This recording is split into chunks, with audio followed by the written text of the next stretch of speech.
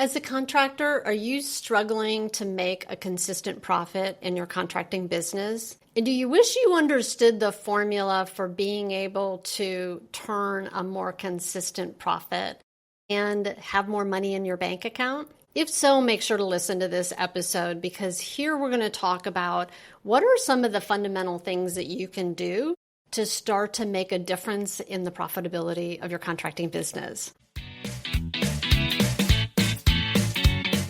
Hi, I'm Vicki Suter, and welcome back to the Profit Builder Unscripted. This week in a conversation with my new client, Steve, he was sharing with me that he was really struggling with making a consistent profit. And we were looking at the numbers and we were looking at his profitability over the last couple of years. And it was really evident that there was a lot of inconsistency in not just the revenue, but in gross profit and net profit. And I said, let's start with just talking about, because he came to me with the desire to understand how can he make a difference on his bottom line? How can he be more profitable, have more money in the bank, and really be able to grow his business? And I said, great, the first thing that we did is a financial health assessment. And in that financial health assessment, we were looking at 5 years worth of his financial data, both the profit and loss and balance sheet. And the first thing that I explained to him was, listen, there's only two ways to affect the bottom line profits of your business: increase revenue or decrease expenses. Those are the only two things you can do. And the truth is, there's only two things that you can do to impact either of those things. The only two things that you can do to increase revenue are either to sell more or charge more. And the only two ways to affect expenses is either to cut expenses, like literally spend less money on, meals and entertainment or subscriptions, or reduce your rent, right? Or to become more efficient on the production side of your business. That last one, in being more effective and efficient in your production side of your business, is in construction one of the most difficult things to take on. And one of the things I said to him as we were looking at the numbers, what I do is I look at, all right, what are the key numbers? So one of the key numbers is obviously revenue. Most contractors have a goal when it comes to revenue and income. And then the second thing that we look at is gross profit margin. And when I was looking at the gross profit margin, and one of the things I always say is, contractors, you live and die by gross profit margin. You absolutely have to be consistent in making a certain rate of return or gross profit margin on your projects. A margin, just by definition, it simply means a percentage. And the reason you look at it on a percentage basis is because if the numbers go up and the dollars go up, the rate of return might not be as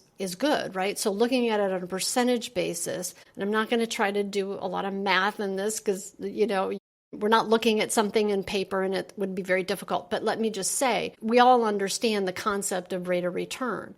And rate of return is, what is the gross profit margin that you're making on projects? Meaning you charge a certain amount for that project, and then you have cost for producing that project, right? Labor, materials, equipment, subcontractors, permits, dump fees. So the revenue less those direct costs for producing the revenue is your gross profit dollars. And the percentage of those gross profit dollars is your rate of return or your gross profit margin. That gross profit margin is critical. And then the next number, so you got revenue, gross profit margin. The next number that we looked at was, we were doing this financial health assessment with Steve, was we looked at his net profit margin. Like, how much was it costing him to run the business? And then how much was he, making on the bottom line? And the first thing I noticed was there was an inconsistency year over year. There was an inconsistency. Revenue seemed to be doing okay. Like, he was making a little bit more every year. That was good. But the gross profit margin was really inconsistent. And overhead expenses, as revenue started to go up, were going up at a higher rate than the revenue was going up. And I said, you got a couple problems here. I said, so let me ask you this question. What are you charging in terms of, do you have a goal for gross profit margin? Like, what is the gross profit margin goal that you have? And he goes, I don't know. I charge what the market will bear, what I think that the client will pay for the project. I'm like, well, first of all, that's a huge problem. Because if you think that all of the noise that you hear out there about quote unquote what the market will bear, I'm going to tell you, and this is based on experience of working with contractors all over the country in different trades, is that the numbers that people throw around about 10 and 5 or 15 and 10, like it is more often than not, unless you're in the commercial world and unless you're in public works, more often than not, those numbers are not true. It's just the way they present them and they talk about them. And that when you look at your numbers and when you really understand what does it really cost me to run my business, right? And what's my goal? And if you don't have a goal for what you want to hit, then you're going to get whatever you get, which is part of what Steve was struggling with, right? He wasn't making the profit that he wanted because he was just taking whatever was left over. And I'm going to ask you, if you're listening to this, can you relate to that? Like, I see that so often, and that should not be the case. You work way too hard.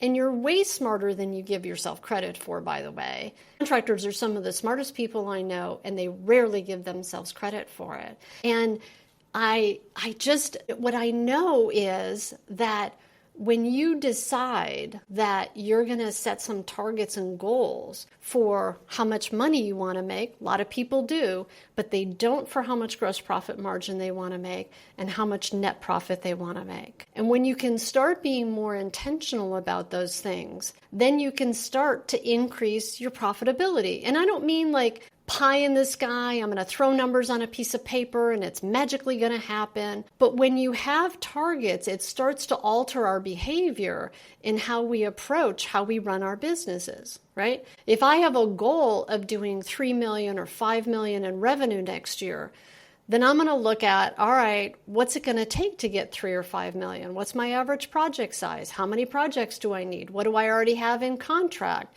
What's the difference between those two? And then I'm going to ask myself the question, all right, how am I going to get those projects? I think that people tend to focus maybe on that part of their construction business, but what they don't pay as much attention to is, what is it costing me to run that business? And what is my rate of return on projects? What are my goals and targets for that? So I really encourage you that if you're struggling, and here's the other thing, if you're struggling to make a consistent profit, start setting some goals and getting really intentional about what are my goals? How much money do I want to make? What do I want my net profit to be?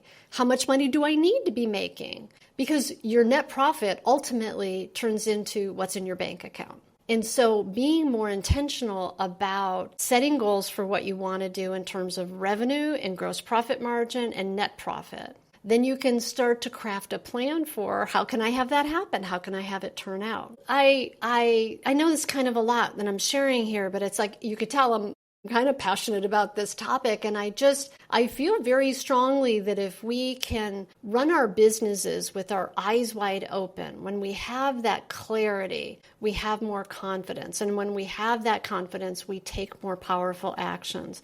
And I have to tell you, like, this conversation with Steve was so awesome because what we did is we sat down and we also started to set some goals based on historically what it was clear that he was able to do.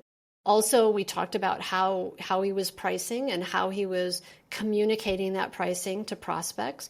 We talked about net profit goals. So in that financial health assessment process we really didn't just look at where has he been, but we talked about where do you want to go?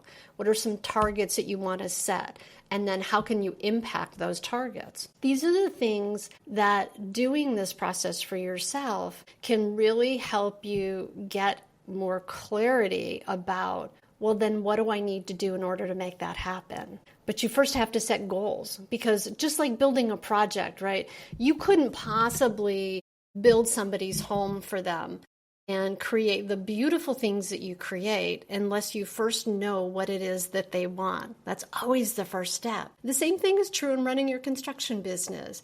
You need to have goals. You want to have goals and you want to have targets that really help you know, where am I headed? What's a win for me? What's success? And it was so great when I finished this conversation with Steve that we also talked about, all right, what are the next steps in order to help you actually achieve those goals? What needs to happen from there? So I highly encourage you that you spend a little bit of time and think about this for yourself. Think about what are the goals, and maybe even run a profit and loss statement on an accrual basis, by the way, which has more to do with your profitability than just cash flow. But run it on an accrual basis out of your books and look at, all right, what have I done for the last 5 years? And then what do I want to set for targets? If you're interested in learning more about my financial health assessment, feel free to reach out to me. I put a link down below where you can schedule a no obligation phone call with me, and I'll tell you a little bit more about it. We'll find out a little bit more about your business. But I'm happy to go through this process with you too. It's super powerful, and it's a great way for you to be able to start to get that clarity so that you have more confidence, so that you can take more powerful actions. Because it's in that clarity and in that confidence that you're going to be able to know, all right, what can I be intentional about in moving forward to create the profits and the business that you really want. All right. Thank you. If you found this topic to be helpful, I'd love to hear your comments below, or please share it, and make sure to subscribe to the channel. And this is the kind of content, this and about teams and building great construction businesses is really what this podcast is all about. And I would love to hear your feedback if you have some thoughts. So feel free to drop a note below. Thanks again for being here, and I look forward to seeing you next time on the Profit Builder Unscripted.